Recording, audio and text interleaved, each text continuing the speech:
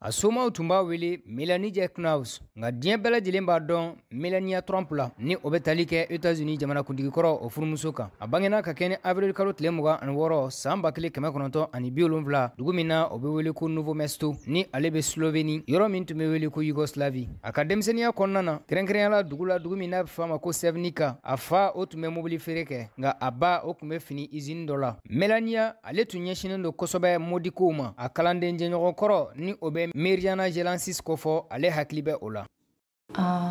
Iz starih izdelkov je naredila povsem nove. Desen tun ka di a ye kosɛbɛ a tun bɛ fini kuraw dilan ni fini kɔrɔw ye. To, kar si njej povedao, potem seveda da ne bo šla informacija naprej in je znala to ohraniti zase. Kalan min bɛ wele ko design Melania Trump a ye a ka o kalanw jɔ ni k'a ɲɛsin mannequin ma tɔgɔ kura la ni o ye Melania Trump kɛrɛnkɛrɛnyala Europe kɔnɔna na ka kɛ ni san 1950 a ka se sɔrɔli o baaraw la o de sera n'a ye États-Unis.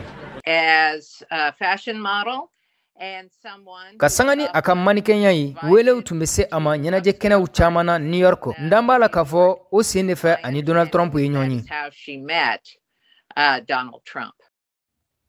Melania Trump ale kɛra Melania Trump ye ka kɛ ni janvier kalo tile 22 san 2005 ni ka sɔrɔ ka denkɛ kelen sɔrɔ ni a bɛ fɔ ma ko Baron san kelen furu kɔfɛ. O san kelen kɔnɔna na a kɛra l'Amérique jamana kɔnɔden ye. Melania ka diɲɛnatigɛ yɛlɛma donna la waati min na a cɛ o kelen k'i kanbɔ jamanakuntigiya nɔfɛ ka kɛ ni san 2016 ye parti républicain kɔnɔna na. A ka sɔrɔ ka dɛmɛ kɛ ka ɲɛsin a ma a ka campagne koɲɛw la.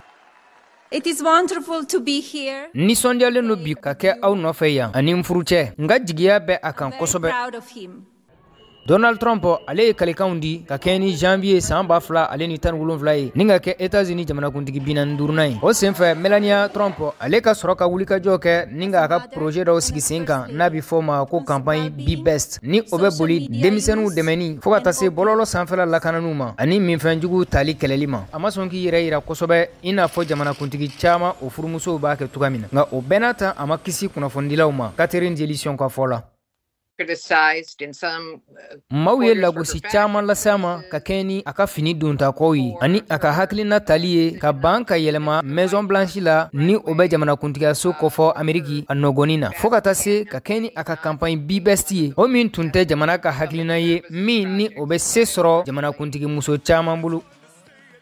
Jamanakuntigiya kɔfɛ Melania Trump ale tununa pewu. Maaw nana a ye waati laban in na tuma min na a cɛ kɛmɛ ka i kanbɔ kokura ye jamanakuntigiya nɔfɛ san 2024 na ani ka se k'a ka mémoirew jira. A ka mémoire sɛbɛnniw o kɛra ne bolo taama jan ye ani hakilina jagabɔliba ye. Austin Smith ni ale ye kalatala ye ka bɔ Wisconsin ale ye kala fili Donald Trump ye ka kɛ ni san 2016 ye. A y'a yira k'a fɔ a dan b'a la k'a fɔ Melania Trump o na segi ka na Maison Blanche la. Ne bɛ fɛ a ka ɲɛsin hakilina damadɔw ma ni olu bɛ ne nin kan kosɛbɛ i n'a fɔ kantiniw kɔnɔna na dumuni ko. Démocratiw ka kalafilila ni o bɛ Jocelyn Kor ko fɔ ale fana y'a yira k'a fɔ a ka di ale ye Melania Trump o ka kɛ jamanakuntigi muso ye min nafa ka bon kosɛbɛ. Going out and talking to, ka bɔ ka kuma sigida kɔnɔdenw fɛ jamana fɛ ani ka yɛrɛ lakodɔn min tɛ jamana ɲɛma muso gansan ye nka muso min ni fanga b'a la. but as a woman with some sort of power. Ka kɛ ni Catherine Delition ale ka sɛgɛsɛgɛliw ye o y'a yira k'a fɔ ni Melania Trump n'o o segira ka na jamanakuntigi soba kɔnɔna na a dan b'a la k'a fɔ a n'a ni sen bɔ ko caman na i n'a fɔ a tun b'a kɛ cogoya min na.